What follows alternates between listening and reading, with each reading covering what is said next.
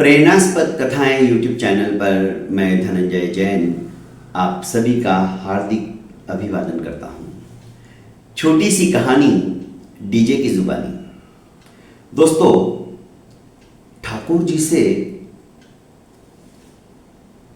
जब भक्त कोई ना कोई रिश्ता स्थापित कर लेता है ना, तो ठाकुर जी के प्रति उसकी जो श्रद्धा है वो प्रगाढ़ होती चली जाती है, क्योंकि एक रिश्ता बन जाता है।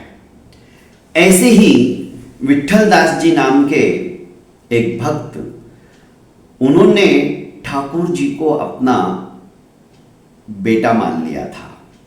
उठते बैठते सोते जागते बस मेरा लल्ला, मन ही मन वे उनके बाल्यकाल के निकुंज की छवि अपने चेहरे के सामने लाने की कोशिश करते थे और मन ही मन उनसे बातें करते थे।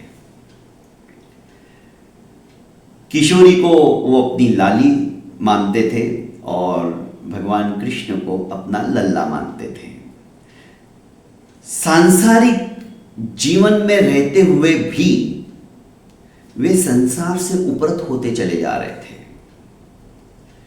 सर्दी के दिनों में बाहर बरामदे में आकर चारपाई के ऊपर बैठ जाते थे और धूप सेकते सेकते बस तल्लीन हो जाते थे, लवलीन हो जाते थे अपने प्रभु की भक्ति में। मेरा लल्ला मेरी लाली, आहा क्या विहंगम दृश्य। आंखों के सामने चलचित्र के भांति अपनी कल्पना के माध्यम से वे उनकी बाल लीला को देखते चले जा रहे थे। अचानक एक मणिहारी चूड़ियां बेचने वाली आती है।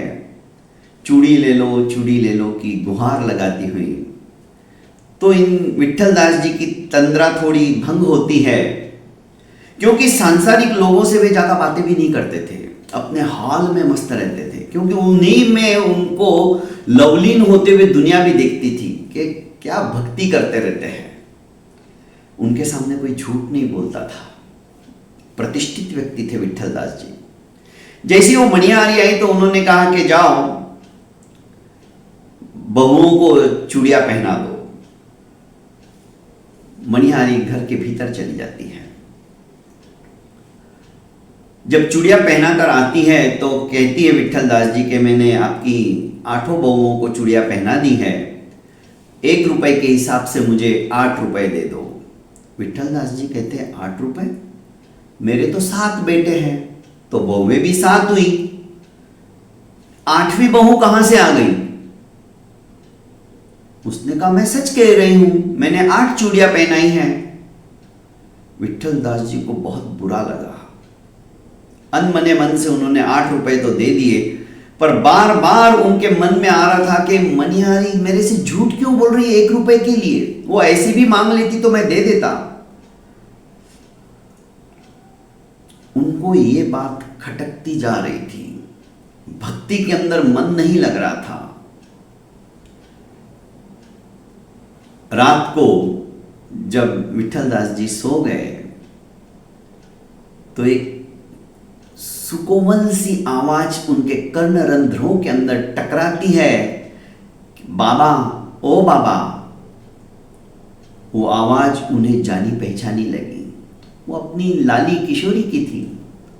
बाबा उठ के बैठ गए और कहने लगे क्या हुआ लाली, इतनी रात को तुम जग रही हो, सोई नहीं अभी तक?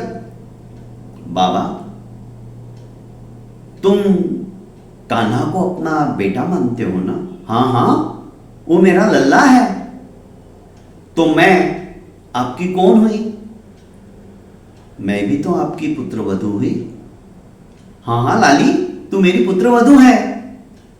तो बाबा, आपने उस मणिहारी से ऐसा क्यों कहा कि मेरे तो 7 ही बहुएं हैं, 7 ही रुपए हुए, 8 रुपए तुम क्यों मांग रही हो? तो क्या आप मुझे अपनी बहू नहीं मानते हो? नहीं बेटा, तू मेरी बहू है। बस इतना सुनना ही था। किशोरी अदृश्य हो गई। बाबा उठ के बैठ गए जैसे तंद्रा टूटी हो।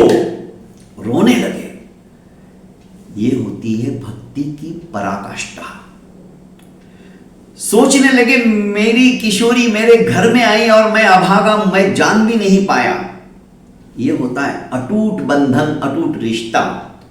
दूसरे दिन जब मणिहारी उधर से निकल रही थी तो विट्ठल दास जी ने कहा कि अरे मणिहारी तो बहुत भाग्यशाली है जो मेरी बहुओं को तो चूड़िया पहना रही है, और अगली बार मेरी सबसे छोटी बहू के लिए नीले रंग की चूड़ी लाना, उसे नीला रंग बहुत पसंद है। बाबा विट्ठल दास जी हर्षाश्रु निकालते हुए मन ही मन प्रभु भक्ति के अंदर तल्लीन होते गए, लवलीन होते गए, और यही रिश्ता अंततोगत्वा मुक्ति मार्ग का राह बताने वाला हो जाता है। बहुत बहुत धन्यवाद दोस्तों। प्रेरणास्पद कथा यूट्यूब चैनल को आपने अभी तक लाइक, शेयर एवं सब्सक्राइब नहीं किया है तो कर लीजिए, और ज़्यादा से ज़्यादा अपनों को शेयर कीजिए। प्रणाम।